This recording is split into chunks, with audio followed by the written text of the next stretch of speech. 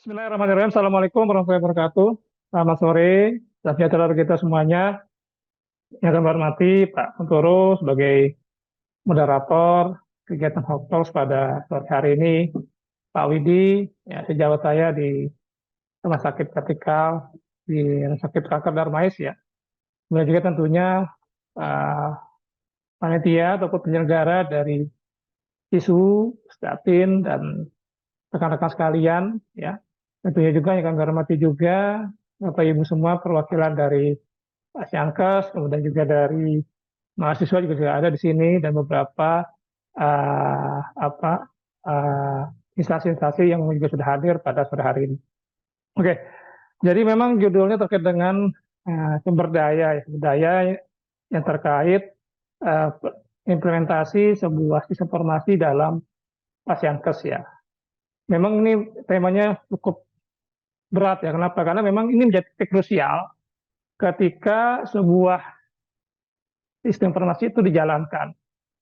Ya saya sendiri memang sebagai apa uh, ketua tim kerja terkait dengan IT di Dirjen Yankes memang cukup banyak mendapatkan keluhan-keluhan dari Pasienkes ya terkait dengan kesiapan mereka dalam hal implementasi sistem informasi dan juga rekomendasi elektronik di Pasienkesnya. Pertama terkait dengan alokasi sumber daya yang memang terbatas sekali dan belum adanya awareness ya dari pimpinan juga untuk dalam hal menjalankan ini. Sehingga memang hal ini mungkin menjadi salah satu topik yang paling menarik ya, karena memang berharap dengan adanya pertemuan hari ini atau hot kali ini kita sama-sama bisa berdiskusi ya, sekaligus menggali ya masalah-masalah yang ada, kemudian kita coba carikan solusinya bersama untuk nantinya menjadi catatan penting bagi kami di Kemenkes maupun di Dinas Kesehatan yang hadir pada hari ini untuk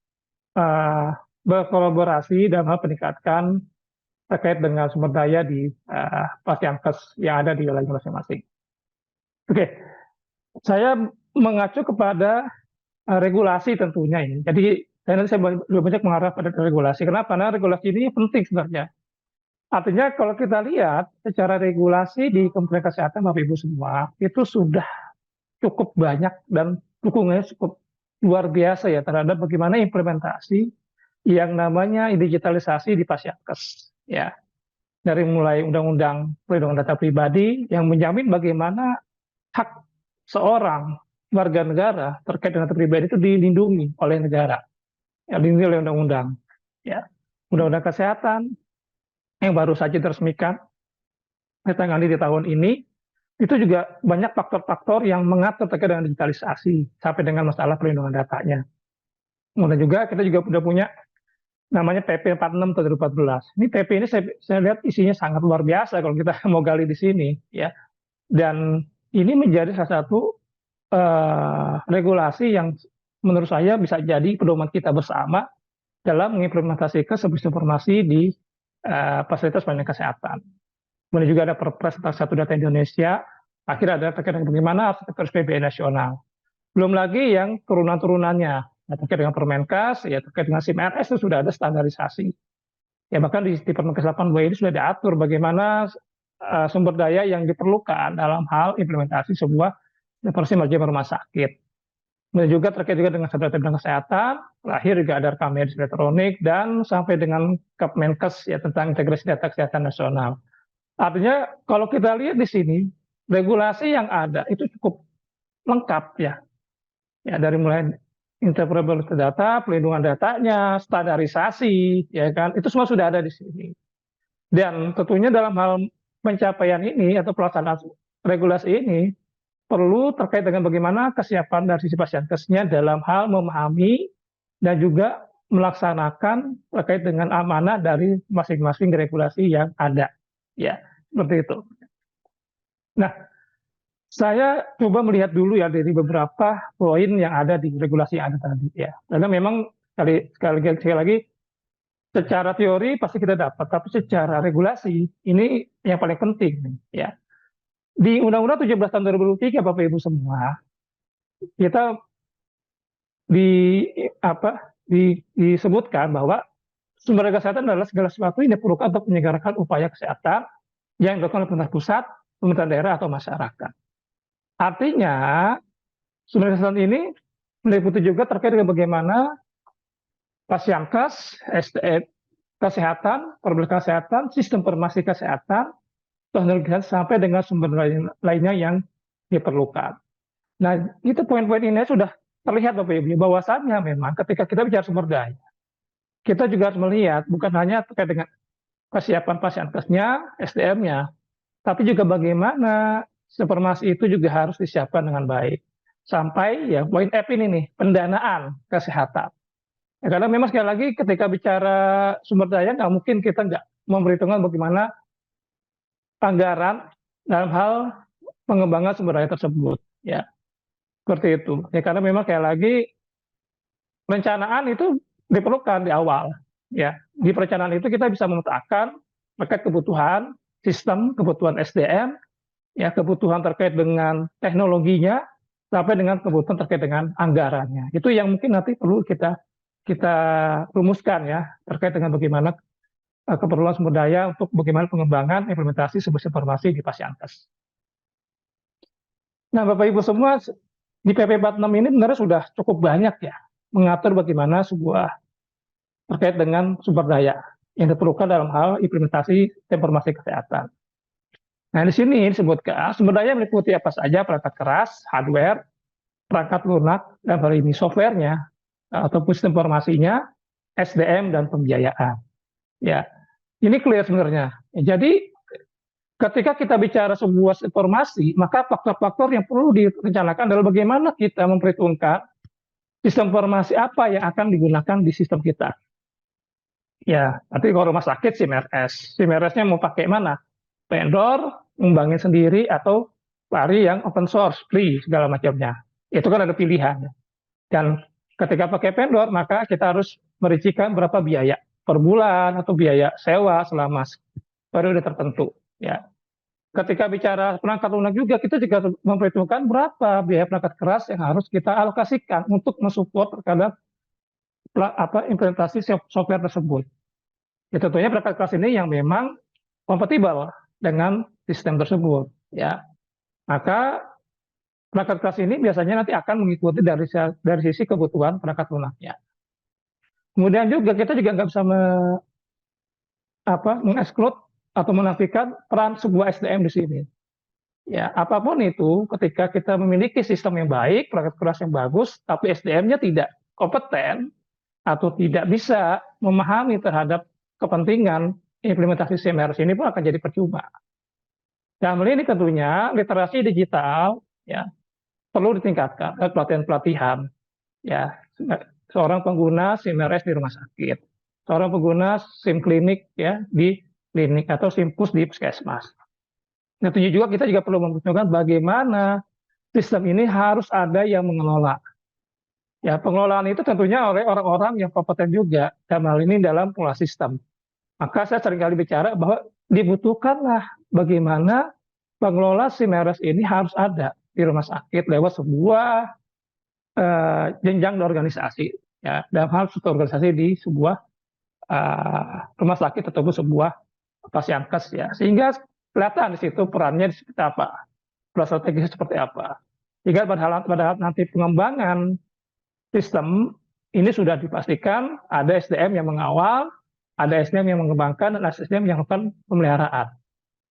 Tentunya tiga hal ini harus juga ya ujung-ujungnya adalah bagaimana pembiayaannya harus diperhitungkan ya seperti itu. Jadi memang pembiayaan ini memang di titik terakhir tentunya ya ketika rincian dari perangkat keras SDM ini sudah kita petakan, nanti baru kita rumuskan terkait dengan pembiayaan ya. Nah, Bapak Ibu semua yang kami hormati, terkait dengan hal itu kita perlu memastikan bahwa di PP 46 ini sebenarnya sudah banyak dituliskan ya bahwa Bapak Ibu di Pasienkes seharusnya sudah memikirkan bagaimana memastikan kegiatan penyelenggaraan sistem pemeriksaan ini lancar ya. Tentunya dengan memastikan bahwa penyediaan perangkat, SDM, teknologi tadi sudah dilakukan sesuai dengan standar ataupun menentukan mutu layanan terhadap penyelenggaraan sistem tersebut. Ya. Oke. Kemudian Bapak Ibu semua, ya, masih di PP 46 ya, saya banyak regulasi karena memang ini menjadi pedoman yang baik menurut saya yang perlu kita gali ya di sini. Ya.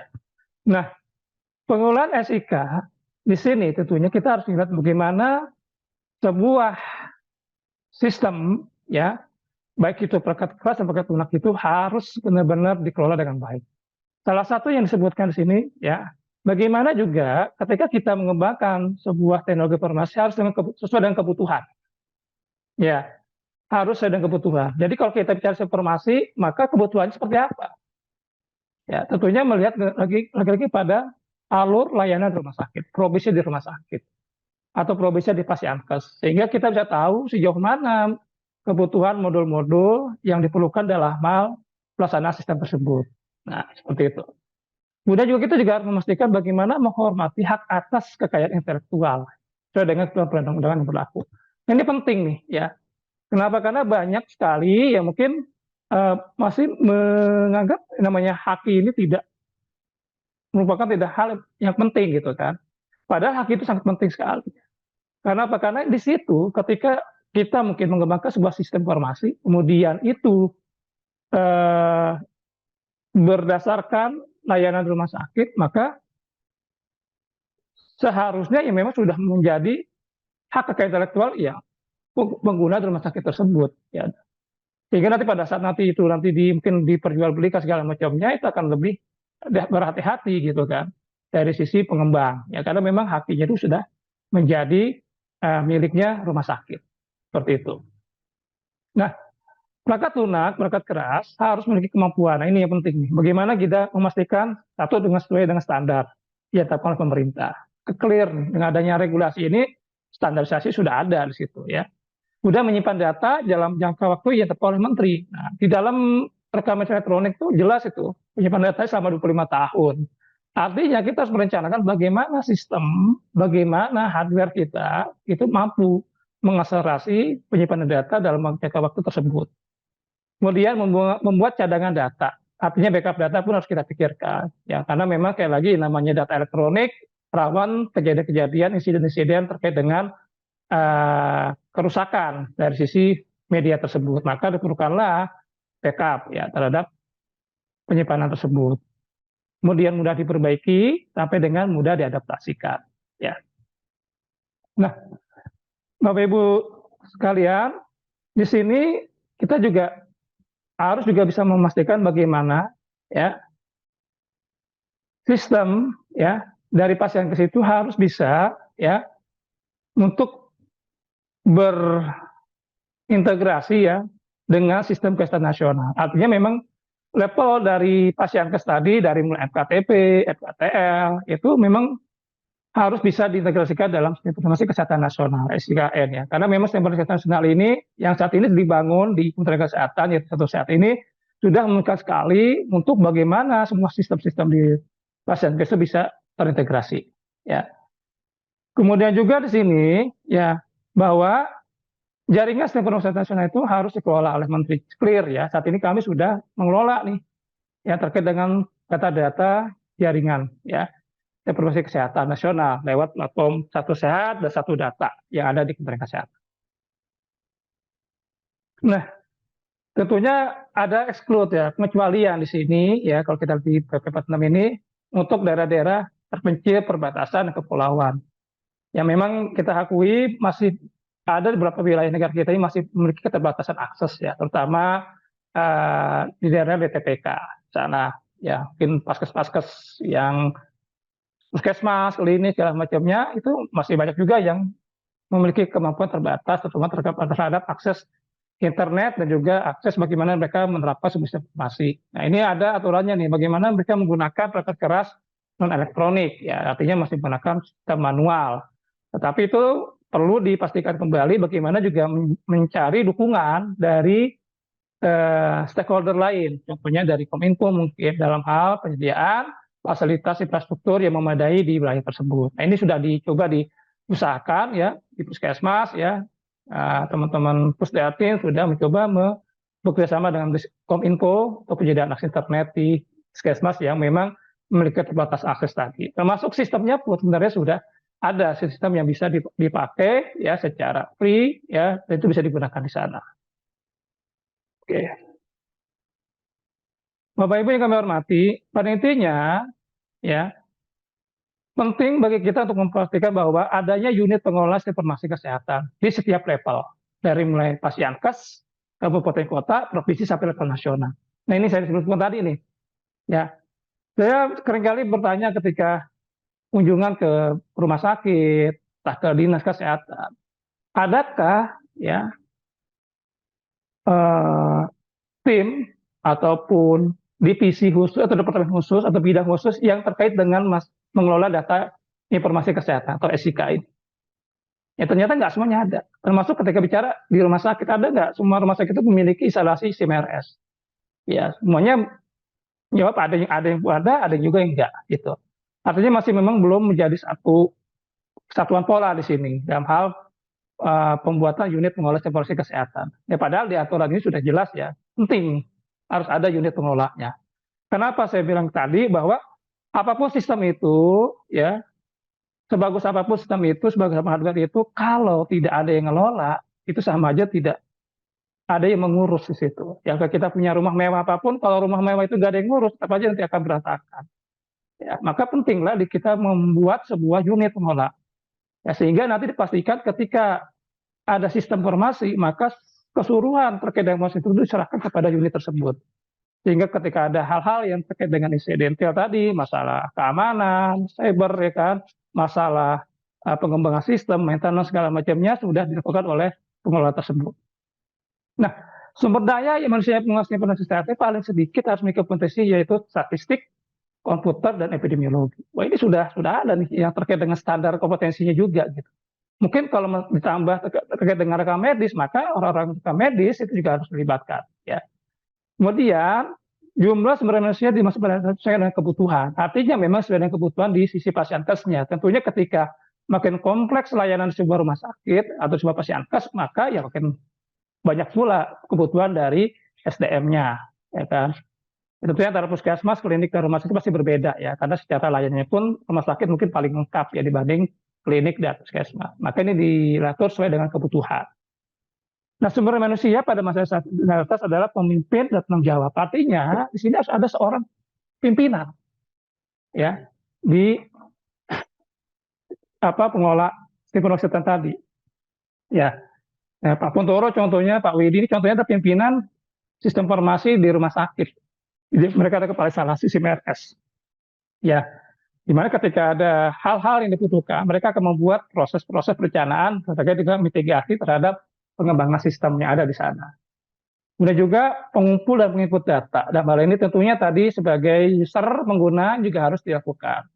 Pengolah data, kemudian pelaksana, penyebaran informasi kesehatan dan pelaporan sampai dengan penyerahan teknis sistem informasi kesehatan. Jadi ini adalah yang sudah tertulis di dalam PP 46 tahun 2014. Ini PP ini cukup lengkap nih terkait dengan masalah sumber daya saya pikir. Ya. Di pasal 52 juga dilakukan, sih bagaimana si pengelola sumber daya kesehatan tadi ya harus dikekang potensinya. Ya. Lewat apa? Lewat pendidikan atau pelatihan. Maka perlulah kita untuk mengalokasikan anggaran pelatihan pendidikan bagi si pengelola sistem informasi tersebut. Sehingga ya tentunya kita tahu bahwa yang namanya sebuah informasi itu, teknologi itu akan terus berkembang. Ya, kalau dulu mungkin tahun 90-an kita tuh masih senang menggunakan metode chatting melalui chatting sederhana. Kemudian berganti BlackBerry, sekarang WhatsApp segala macamnya. Nah, tentunya terus akan berkembang. Dulu mungkin aksesnya sistemnya masih berupa desktop, naik lagi ke web, kalau sudah menggunakan mobile application. Nah, ini kan berarti sebuah tuntutan zaman ya. Tentunya kita nggak bisa mengacu lagi kepada teknologi yang di tahun 2000-an. Sekarang 2020-an, maka kita harus mengikuti teknologi yang demikian. Maka tentunya pendidikan atau pelatihan bagi tenaga IT ataupun tenaga terkait tadi perlu dilakukan. Tentunya mereka juga butuh pengembangan terhadap kompetensinya. Sehingga ketika nanti dibutuhkan, maka pengembangan itu otomatis bisa dilakukan oleh masing-masing pengelola sistem informasi di Pasienkes. Nah, di pasal 53 ini Bapak Ibu semua, tentunya kita lihat bahwa ya pengelola sumber daya kesehatan harus melakukan pendayagunaan pembinaan dan pengawasan sumber daya kesehatan lingkungan masing-masing. Artinya peranan di sini bukan hanya peranan Pasyankes aja ya di sini. Bahwa dinas kesehatan juga harus bisa mendata tersebut sehingga tahu bagaimana pemerataan ya tenaga informasi kesehatan di wilayahnya. Ya makanya kami di Digital Maturity ini ya di DM ini itu mendata itu terkait dengan kesehatan SDM. Di RS online kami itu kami mendata berapa sih jumlah SDM di setiap rumah sakit yang ada SIM RS-nya. Ya, supaya tercapture ya dari sekian banyak rumah sakit yang SIM RS berapa tenaga IT mereka yang ada di sana. Nah ini penting ya supaya nanti pemerataan ini bisa dilakukan sehingga semua sistem informasi di Pasyankes itu sudah ada yang mengelola dengan baik ya. Tentunya juga tadi sekali lagi diperlukan juga pembinaan terkait dengan sistem karir ya sampai dengan peningkatan kompetensi ya. Kemudian Bapak Ibu yang hormati, di sini juga memang ada beberapa hal yang perlu kita cermati juga. Pastinya ada di pasal 56 di sini ya, di mana ya kompetensi yang dibutuhkan juga harus spesifik ya. Tadi ada komputer, statistik dan segala macamnya, dan juga bagaimana juga diperlukan terkait dengan pengembangan dari sisi SDM tersebut. Nah, pasal 58 PP 6 juga menyatakan bahwa pengembangan sumber kesehatan dilakukan melalui kegiatan perencanaan. Nah, ini yang penting. Ya, kenapa ini penting? Karena kadang-kadang kita berpikir sebuah sistem itu bisa jalan tanpa adanya perencanaan. Tapi ternyata ketika itu dilaksanakan, banyak yang nggak berjalan dengan baik di sana. Ya, maka diperlukanlah sebuah perencanaan yang baik ya ketika kita akan membuat sebuah sistem. Ya, spesifikasi sistemnya seperti apa, hardware-nya seperti apa, kebutuhan tenaganya bagaimana, sampai dengan nanti kebutuhan penganggaran seperti apa. Nah, itu yang penting.